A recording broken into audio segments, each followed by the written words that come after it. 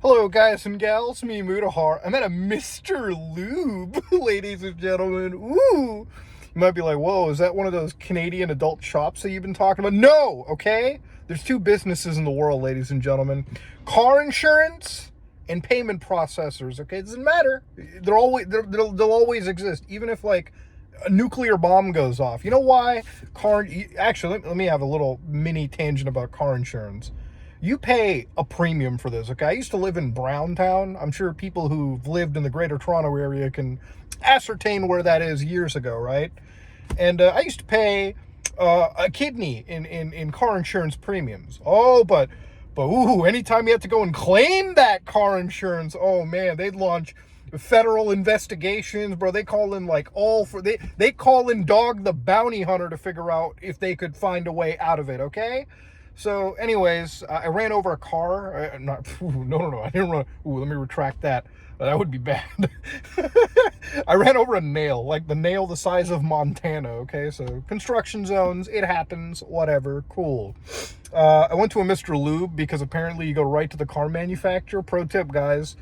They're ready to bang you, okay? It's almost like the difference between, like, you know, any other car shop versus the actual vehicle manufacturer. It's like the pricing at a vehicle manufacturer makes it look like there is a blowjob that is a part of a deal. Anyways, the crux of this video is Elon Musk, and I love Elon Musk, okay? Sometimes he has some really banger ideas. I read a couple tweets. Elden Ring is an artful masterpiece, brilliant. Fast and the Fanciful, Tokyo Drift. If Elon Musk makes like Tokyo Drift like Fast and the Furious again, I'm all in. Okay, I'm gonna be on my knees. Wherever his headquarters is, Austin, Texas, I don't care. But sometimes Elon makes dumb choices, and one of those dumb choices is being forced to buy X, or formerly known as Twitter. You might notice that some people are getting paid out by Twitter. I'll tell you right now, it ain't worth it, okay? Because it's pretty hard for them to get advertisers, okay? And it's pretty hard for somebody to justify on their credit card statement, oh, I paid X. You know, it really sounds like you're paying an adult website at that point, you know? Good luck explaining to your wife, your husband, fucking your accountant or something what you're doing. I go to my accountant, they're like, oh, so you're doing porn now, huh? No, that's X. And then they have to add formerly Twitter so it doesn't look like, you're doing weird things. Now, buying a social media platform for the sake of profit is like finding God in a whorehouse, okay? It's just not happening, all right? There's no money to be made. Social media services typically are known to have like some of the worst advertising payouts imaginable.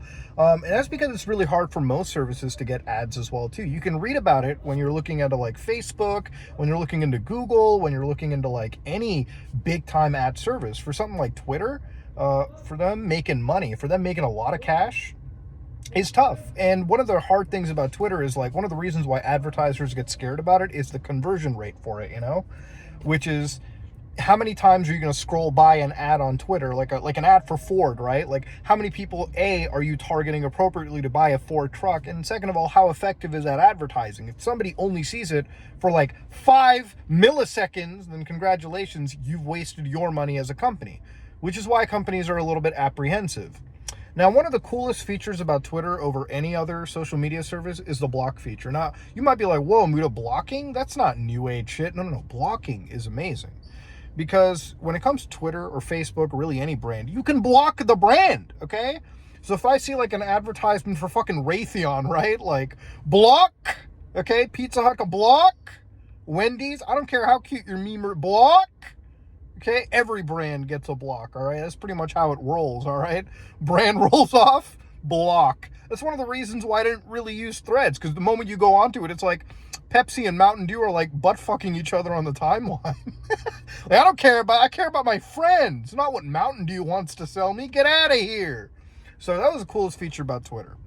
Now, one of the things about the block and the mute feature was, I remember reading like months back that even Elon said that internally, like muting and blocking a bunch of people were causing like internal denial of service issues, where like basically the idea was if one account blocked like 90 accounts, the amount to process the requests of refreshing a timeline would factor in like getting new timelines and then making sure to cross-reference which accounts to hide and block based on the user's individual block requests. There are other situations where people use block lists to auto-block blue check marks, brands, whatever.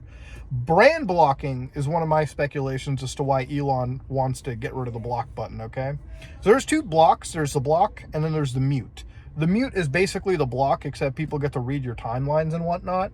But I do genuinely believe this is because brands don't like seeing themselves get blocked by most larger creators, by influencers, by really any of the general user base. I think it's one of the things that brands hate to see, and it's one of those things that scares the piss out of scares the shit out of them before they choose to buy advertising. Again, this is just me speculating, but I've been on the space long enough to pretty much ascertain what's going on. So Elon comes up with the idea, yeah, we're going to get rid of the block button, okay? Now, immediately, lawyers on the internet, okay, started looking through the TOS between Apple and Google, and I think it's pretty apparent that even they're not okay with people having social media services where block buttons aren't introduced. Because a block button goes beyond just having the ability to block ads, right? It has the ability to stop stalkers, okay?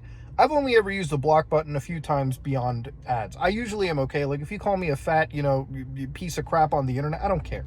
Okay, I've been on the internet long enough, or I've been on the old chans long enough to know what's good and what isn't. So I'm cool with that. But the reality of it is not a lot of people have that kind of skin. Not a lot of people care. Some people are pretty marginalized. Okay, some people are in communities where they get bullied 24/7, 365, all day, every day. And for them, a block button allows them to at least, block people that are being shitheads. Like, if you come up and tell me, I'm going to kill your whole family, Muda, I've only ever blocked people that have posted addresses, passwords, personally identifiable information of me or, any family member that they can dig up or they thought they dug up. That's who I block, okay? And that's what the block button is there for, motherfucker. That's what it's designed for. To get rid of it, it's really dumb. Because what separates a block and a mute, boys, best part about it is ladies and gentlemen, thinking that you're going to get a tire patch because of a nail issue? Nah, you got to buy a whole new tire, so I'm about to cry a little bit. But ladies and gentlemen, all things aside, going back to the idea of a blocking spree, blocks, and difference between a block and a mute, obviously, like a mute, you can just silence somebody, and a block is like, oh, you prevent them from talking on your timelines. And I think for most social media networks, it's a normal feature to have.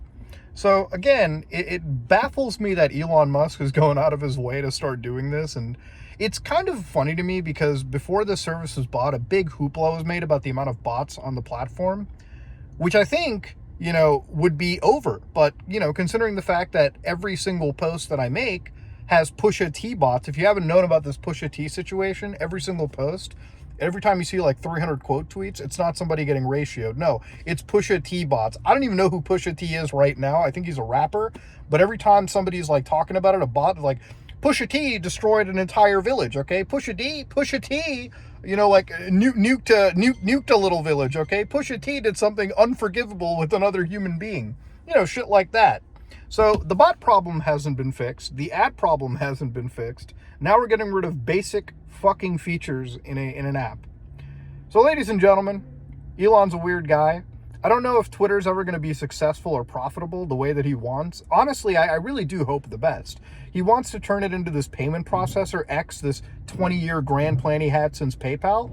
So I really, really do think that if he succeeds on that front, he might be able to create the next MasterCard Visa. Okay, this is me huffing a dangerous amount of hopium right now. Copium, if you will. So yeah, wild situation, man. But anyways, ladies and gentlemen, I'm going to cry because, tires, man. Fucking hate construction zones, dude. Jesus Christ. Anyways, if you like what you saw, please like, comment, and subscribe. Just like if you dislike it, I am out.